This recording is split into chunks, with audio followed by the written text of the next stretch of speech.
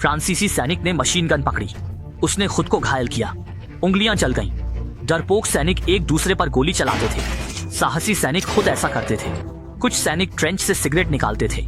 वे अपने हाथ की किस्मत जर्मन स्नाइपर पर छोड़ देते थे। सैन्य अदालत मौत की सजा नहीं देती, उन्हें सबसे आगे भेज देती है। अनुभवी सैनिकों को मौत का डर नहीं होता। उन्होंने युद्ध की सच्चाई देख ली है। अमीर लोग धन और शक्ति पाते हैं, गरीब लोग मोहरे होते हैं। वह साथियों से लड़ाई न करने को कहता है। एक बार उसने एक जर्मन सैनिक को देखा। वह उसके बेटे जैसा दिखता था। उसने उसे छोड़ने का सोचा, लेकिन नए सैनिक ने उसे मार डाला। अपने साथी की क्रूर मुस्कान देखकर पुराने सैनिक ने फ्रांसीसी सेना से निराशा महसूस की। जैसे ही साथी ने मशीन गन से फायर किया, उसने उसे पकड़ लिया। यह किसान बहुत साहसी था। फ्रांसीसी सेना ने उसे जबरन भर्ती किया था। तब से वह सेना से नफरत करता था। एक सीटी पर सभी सैनिकों को जर्मन सेना पर हमला करना था। लेकिन बहादुर सैनिकों के विपरीत फ्रांसीसी अधिकारी छिपे हुए थे। वे सैनिकों का नेतृत्व करने या पीछे हटने का आदेश देने की हिम्मत नहीं जुटा पाए।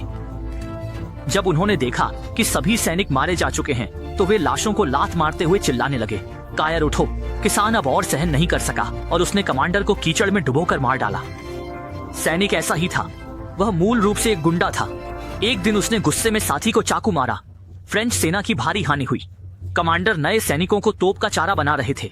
जेल में बंद अपराधी भी नहीं बच सके। उसमें खुद को चोट पहुंचाने का साहस नहीं था। वह भगोड़ा घोषित किया गया। उसने कमांडर के हेलमेट में पेशाब कर दिया था। अग्रिम पंक्ति में पहुंचते ही उसने अपनी जैकेट से बनी सफेद झंडी लहराई और जर्मन सैनिकों के सामने आत्मसमर्पण कर दिया, यह दावा करते हुए कि वह फ्रांसीसी नहीं है ताकि उसकी जान बच सके। इस कायरतापूर्ण बयान ने अन्य फ्रांसीसी सैनिकों को शर्मिंदा कर दिया, लेकिन यह भी दिखाया कि फ्रांसीसी सेना ऐसे कायरों को भी नहीं छोड़ती। पहले वह लाइट हाउस में काम करता था और कई जहाजों को रास्ता दिखाता था। युद्ध में आकर उसने जीने की हिम्मत खो दी। उसे जर्मन तोपों और गैस का डर था और गिरने पर कमांडर की गोली का भी। फिर भी वह जर्मनों की ओर बढ़ता रहा। एक हवाई हमले ने उसके साथियों को मार डाला। वह डर से पागल हो गया और बंदूक लेकर खोया रहता था।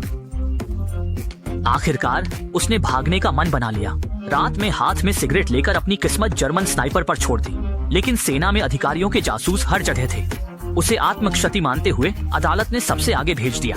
वहां उसे मरने के लिए छोड़ दिया गया। रसोइये ने उस पर दया की और चुपके से दलिया और रोटी दी।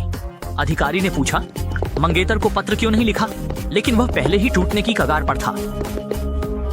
बंदूक से चूहे मारते समय गलती से खुद को गोली मारने वाले बढ़ई समेत 5 सैनिकों को फ्रंटलाइन अधिकारी के सामने लाया गया।